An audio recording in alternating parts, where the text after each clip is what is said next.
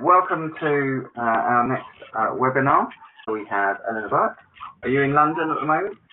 I'm in London at the moment, yes. So another person from the UK, and she's going to be talking about her life with Aniridia. There's some education, so it'd be interesting to compare and contrast that with what Glenn and I were just saying in the last hour. And also be interesting to hear sort of any differences between the UK and Ireland as well from you. Are you ready to talk, Eleanor? Okay, hello. Okay, go for it. Thank you for inviting us to speak on this International Aniridia Day. Thinking back, was invited by James.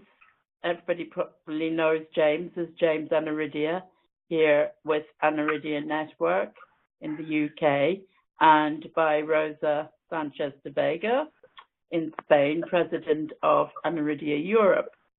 And I was delighted to take up this offer.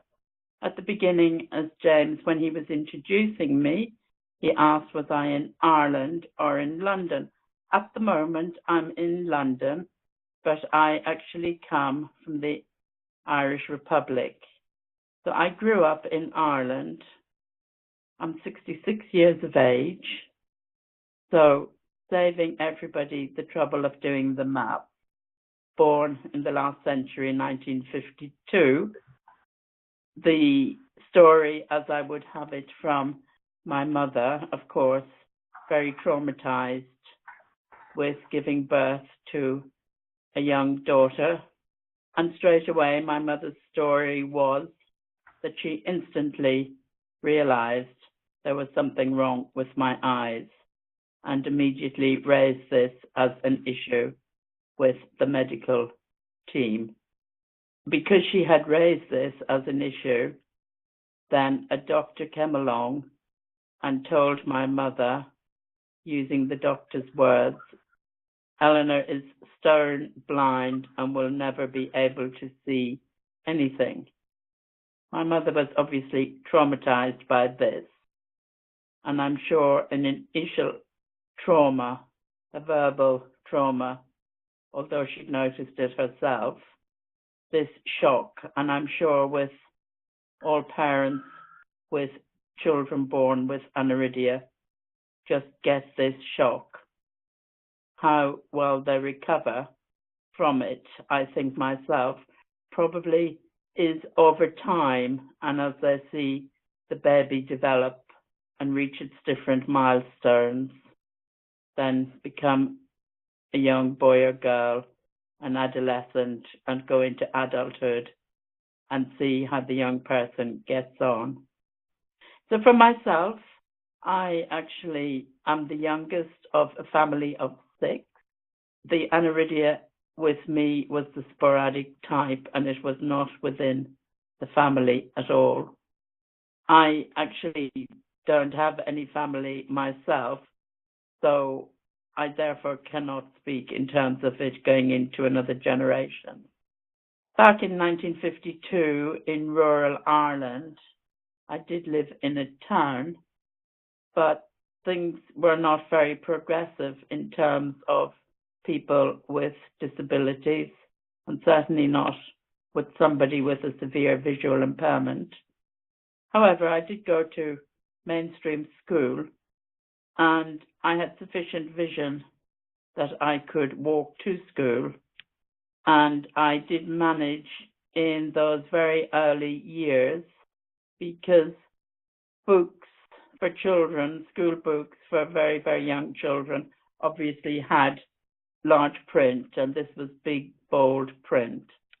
Anything I couldn't manage in terms of reading, because we all had the same book in the classroom, I soon learned how to begin using my memory so that I could try and copy what others have said.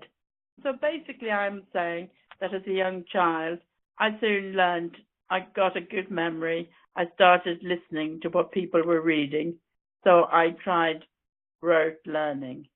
So it was rapidly found out that, of course, I was using my memory, and I soon found out to that I was not able to read. However, I did continue struggling until the age of 10, and by the age of 10, a lady came to my parents and said she knew there was a special school for the impaired in Dublin, which is the capital city of Ireland, and that was 100 miles from my hometown. So in 1962, I did actually go to St. Mary's School for blind and partially sighted children. I was 10 years old, and because I realized myself the struggle I was having with print material, I immediately wanted to learn Braille, because I felt if this was a literacy which I could master, then I could get on with my education. I was 10 years old. I knew I was quite behind in my education, and all I wanted was to keep up with my sighted peers, and particularly with my twin brothers who were 18 months older than myself and did not have a visual problem. So I went on for the next 9 years at the School for Visually Impaired in Dublin. At that time, there was poor education in Ireland, but fortunately again for me, in the mid-60s, we began to get some secondary education, and just a handful of students, in the first instance 9 of us, were picked to study for an intermediate examination. And having successfully passed that, the principal of the school and teachers felt they would push us on to a higher level of education. And I was put forward to do what was then called the Leaving Certificate. The Leaving Certificate is an important examination for all children leaving school in Ireland, whether one has any form of disability or not, because it's going to be what we're going to depend on in order to go into employment or further education. So one needed a good level of education, Leaving Certificate, to move on. For myself, education and employment in Ireland for visually impaired at that point was very, very poor, and really no possible future. That was back in 1971. So I looked further afield, and we looked to the UK, where we found that the Royal National Institute of the Blind did actually have under its own umbrella a physiotherapy training school. And this was going to be an opportunity for me to have a profession. And I had the right entrance exams to come to London to train as a physiotherapist. So 1971, I did this. Having succeeded in my physiotherapy studies, I then decided that in order to get experience, I would stay on in London and work in large London teaching hospitals. And this was very good, and I did very well. And I moved from a junior physiotherapist to a senior physiotherapist. And I also took on more managerial responsibilities.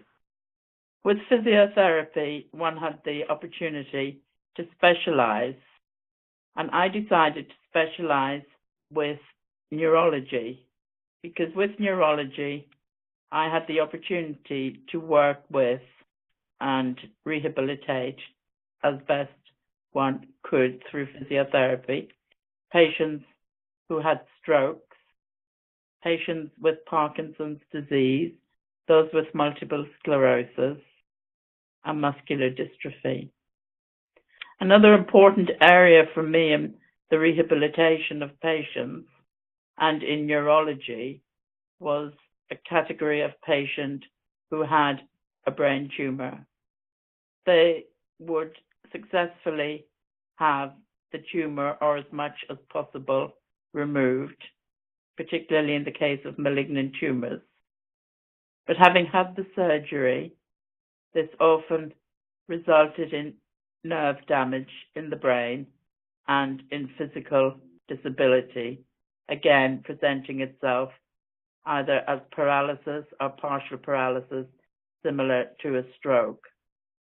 So it was very rewarding for me rehabilitating people with neurological problems. I was also very interested in the rehabilitation of children with cerebral palsy, and a little bit, to an extent, children with spina bifida. To do this, I had to do a particular course, which at that time was called a BOBAS course.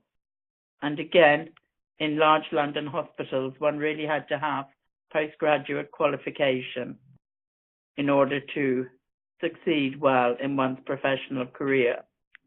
I did this BOBAS course back in the early 80s. The person running the course, they were a little skeptical about taking me on because of my visual impairment, and I was taken on with the proviso that if they observed me and that I was seen to be average or not very good, they would ask me to leave.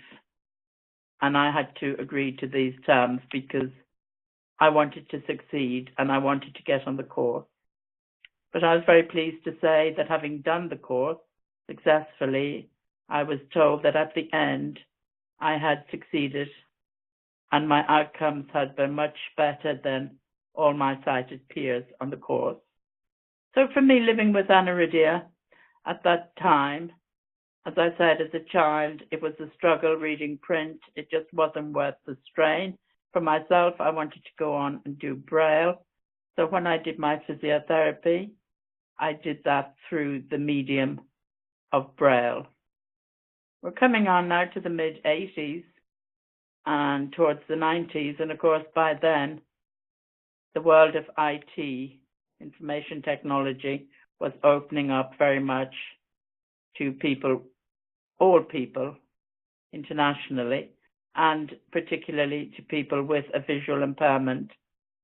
So I was obviously instantly interested in doing IT because, again, I knew there would be so much openings for me in terms of the internet and access to technology. Access to technology was very important for me because I could see the potential. But I like to think of myself as a high achiever. Well, with computers, of course, and technology, there was speech and screen readers. Reading Braille is good, but having speech and screen readers, again, increased speed. And speed and functionality, accuracy, was all what was so important to me, accessing information as fast as I could. So learning Braille is always with one, but I did indeed move over onto the technological side of things. I did other postgraduate courses when I trained to be a physiotherapist, and I'd qualified back in 1976. The qualification I received as visually impaired and as sighted peers received was member of the Chartered Society of Physiotherapy. But now again, education advancing, education becoming more competitive, even in the sighted world. The educational body, the Chartered Society of Physiotherapists, decided that now the academic qualifications for physiotherapy would shift from a diploma into a science degree. So for people qualified like myself, we were given the opportunity to take part-time education and to do a science degree as well, which would run concurrently with our already achieved academic qualification. So over a 4-year period, I then got a Bachelor of Science. So physiotherapy continued for me, my career, but I like education, and then I decided to turn my thoughts towards studying at home while being at work throughout the day. I then picked up on studying with the Open University. The Open University is an excellent institution for providing education, and it is very good in accommodating the needs of people with visual problems. When I started with the Open University, I again studied for a BSc, and having achieved that, I decided to move on and study, as they say, read law. The Open University were able to provide all my books, which I was able to read on the computer using the PDF format, and I achieved a Bachelor of Laws degree at the turn of the century. Well, I can't think what date, some time back. Currently, I'm still registered with the Open University studying for a Master's in Law. I've completed all the modules for that, and I've just got to now think of what I would do for a dissertation. Unfortunately, with aniridia, for some of us, we get other problems as well, which affect the eye. So for myself, I was born with congenital cataract. The doctors did attempt to remove this, but this was not possible. And instead, this just made my vision worse. I have also got secondary glaucoma. As a child, my glaucoma was never treated, never recognized, and I was in my early 20s when I started having treatment for glaucoma. And I had this treatment, thankfully, at Moorfields Eye Hospital in London. Moorfields Eye Hospital is a renowned eye hospital in London. I feel I got very good medical care for the last 40 years through Moorfields. However, my pressure, obviously my ophthalmic pressure was rising, and into my 30s, while it was controlled with drugs, Dimox, plus pilocarpine eye drops, the pressure did go up, so that in the end, the doctors tried laser treatment. I'm sorry, I took the option for laser treatment back then because laser treatment was very, very new. It was horrendous, most uncomfortable, and instantly I felt made my vision deteriorate more, and my vision got much, much more cloudy. I felt this instantly, but the doctor said this is not the case, and I disagree, but anyway, my privilege. So the aim was still to keep my pressure under control so that I would still have residual vision. After the laser treatment didn't work, the doctors then tried something called cryotherapy. This was done under anesthetic, and I understand it's some form of freezing of the eye. I really don't know much about it. I never tried to investigate it. I had no interest at the time, sadly. I didn't know much about aniridia, and all I was concerned about was keeping whatever residual vision I had. Finally, I had an operation because the cryotherapy, 3 attempts didn't work either. And at that time, the doctors fitted what was called a Maltese tube. And at the time that operation was done, I believe the person who invented the Maltese tube came from New Zealand. I'm sure that it was excellent for me. It has now maintained my eye pressure, but I would feel that things have moved on medically quite a lot. So time went by and my vision has dropped, and I felt very depressed about that. My ophthalmic specialist was doing her best for me, and in the end, I think she felt all that had been done was done. But then she said, did I know anything about Aniridia Network UK? And I said I didn't. She encouraged me to find out about Aniridia Network UK, then known as ANUK, and I was very reticent, and I really didn't want to do this. I wanted my vision. I didn't want Aniridia Network UK. I think it took me nearly a year with going back with hospital visits. And again, she mentioned it, and I said, yes, I promise I will. But she was very good and very supportive, and she would not let me leave the clinic.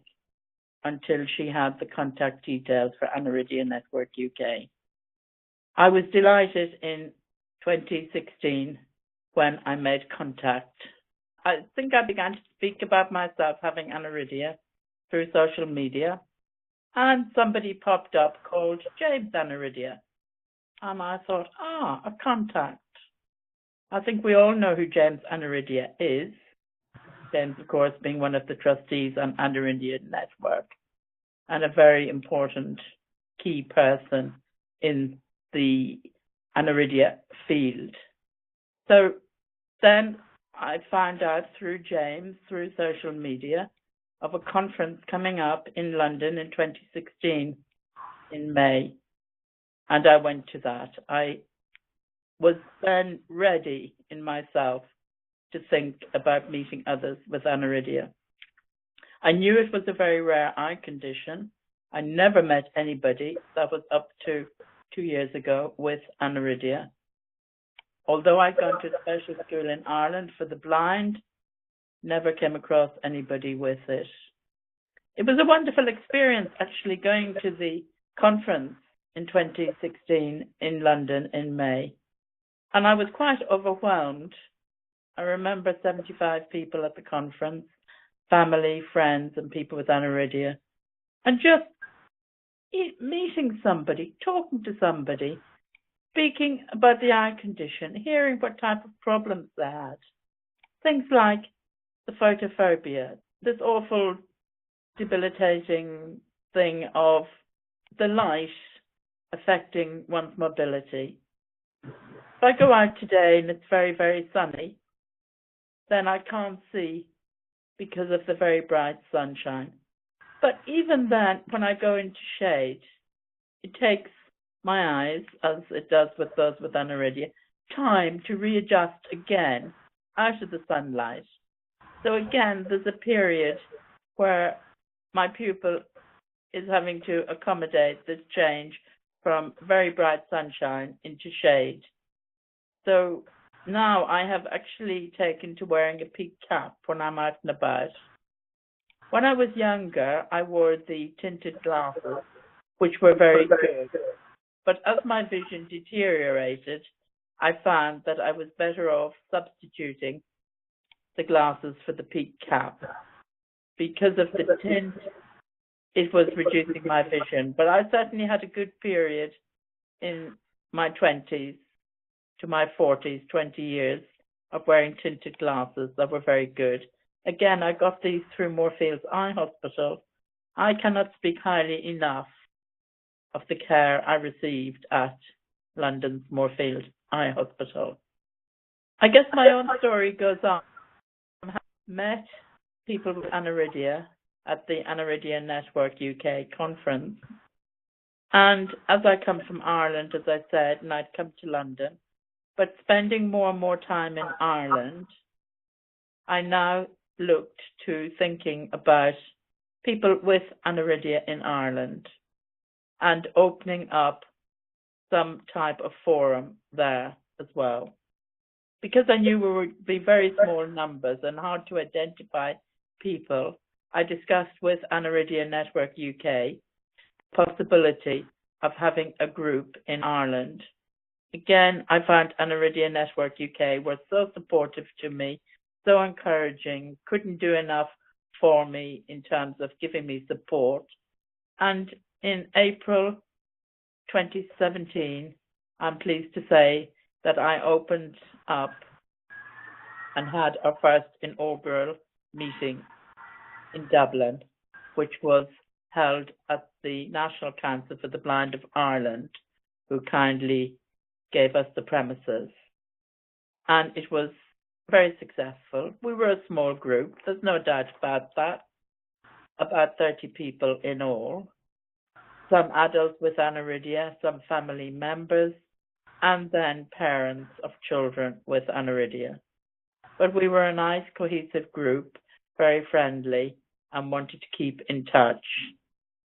It can be quite difficult in Ireland. Ireland, in a way, is quite rural, and for anyone who would know the geography of Ireland, if you have a little baby, as we did in one case, living up in Donegal, which is in the northwest, and for them to come to somewhere like Dublin, the capital city, for a meeting is difficult. Parents have other children. They have work commitments. It's a long journey. It's a long journey to take a little baby. But the important thing for me is getting the message out to people with aniridia in Ireland that we're there for them and that we're building on it. In 2018, coming right up to date now, I attended for my second time Aniridia conference in London. And this time, I actually put myself forward to be a trustee. And thanks to those present, I was accepted on to the board of trustees for Aniridia Network. So I guess that's really bringing my story up to date. My story is perhaps different from others. I posted some photographs on the Aniridia Day Facebook, and what I was particularly highlighting in my photographs was the fact that I have a guide dog, and I emphasized that this was for my mobility, because when I'm out and about and walking from A to B, obviously I want to go as competently as possible. I know I can use a cane, but psychologically for me, my choice in mobility really is a guide dog, and Ava's my third over the last 20 plus years. I think if anybody has any questions, I would be quite happy to answer some questions. As I said, my story is different. These are just my experiences. They're what I went through. And I hope that at this point, age 66, I can demonstrate that living with aniridia, while it has its possible drawbacks, one learns how to overcome these and get on with life. And I like to think perhaps I am a high achiever in certain respects. So thank you for listening. Thank you very much, Eleanor. It was excellent. It was really insightful. Thank you. Okay, great. So, I was just curious if you had any thoughts about what it might be like for people growing up with aniridia in Ireland now compared to... Obviously now things have changed quite a lot, even since I left school in 1971. We're looking at 40 plus years. There is no special school in Ireland for visually impaired girls. My school was for girls. The emphasis now is on integration. So children with any form of disability, that's the word I hate, is disability, and any form of problems, like visual problems, then they're integrated into their own local school. There are support teachers for those children who require the additional support, and these come like classroom assistants who will help the child.